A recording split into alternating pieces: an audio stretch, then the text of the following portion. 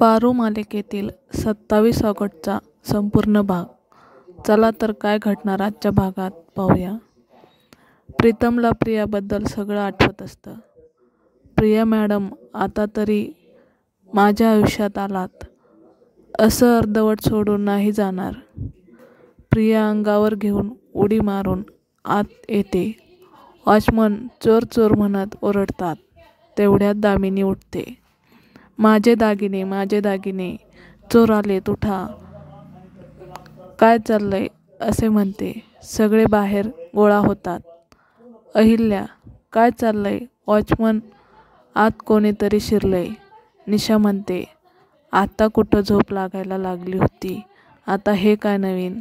दामिनी म्हणते. काय झोप, माझे दागिने गेले असते. सगळे घरात जातात. प्रिया अंगावर घेऊन गार्डनमध्ये लपलेली असते. पारू तिला पाहून ओरडते. आदित्य विचारतो, काय झालं पारू? तेव्हा पारू म्हणते, काही नाही, पाल होती. प्रियाला भेटते. तुम्ही इथं का, या वेळेला काय करता? तेव्हा प्रिया, मी अशी तडकाफडकी निघून गेले आणि प्रीतम सरांना भेटलेही नाही. ऑफिसमध्ये काय झालं का? तेव्हा पारू घडलेला प्रसंग सांगते. इकडे प्रीतम प्रियाच्याच विचारात असतो. प्रिया मॅडम, तुमच्यामुळेच मी चेंज झालो होतो. तुम्ही नसाल तर मी नाही व्हायचं चेंज. तुम्ही परत या. प्रिया आणि पारू इकडे बोलत असतात. तुम्हाला कोणी पकडलं तर काय होईल याचा विचार नाही केला. तुम्ही असं लपून छपून का आलात? प्रिया, मी उद्या गावाला चालले, कायमचं.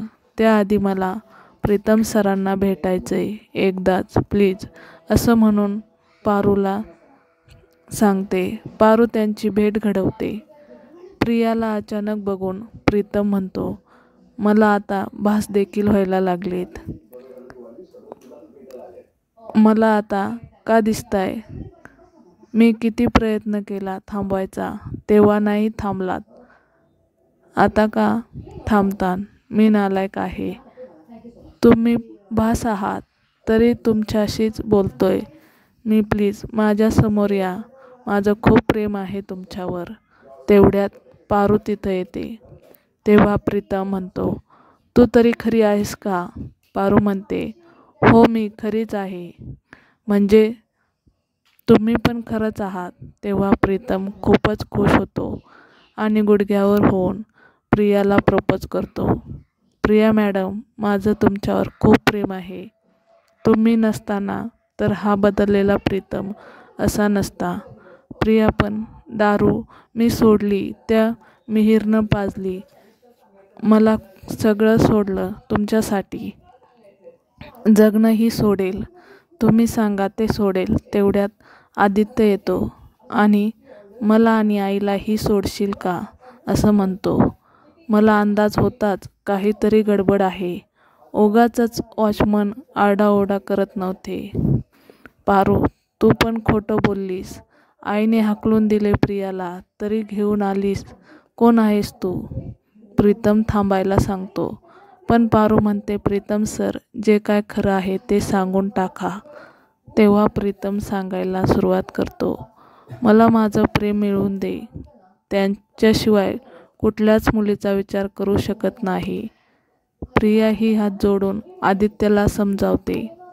आमचं एकमेकावर खूप प्रेम आहे. आदित्य, मला कळतंय काय चाललंय हे. प्रीतम, पहिल्यांदा काहीतरी निर्णय घेतलाय मी. मी निशासोबत खुश नाही राहू शकत. प्रिया मॅडम सोबत राहू शकेन. आदित्य, तुझं काय?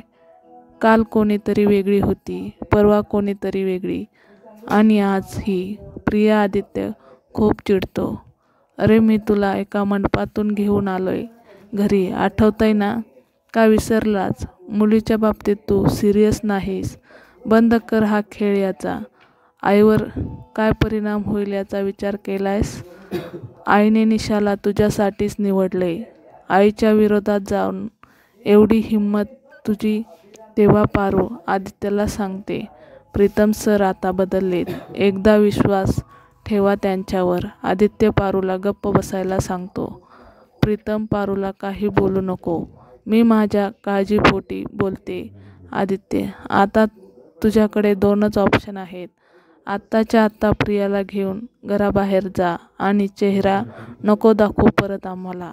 आणि दुसरा, ठरल्याप्रमाणे निशाबरोबर लग्नाला तयार राहा.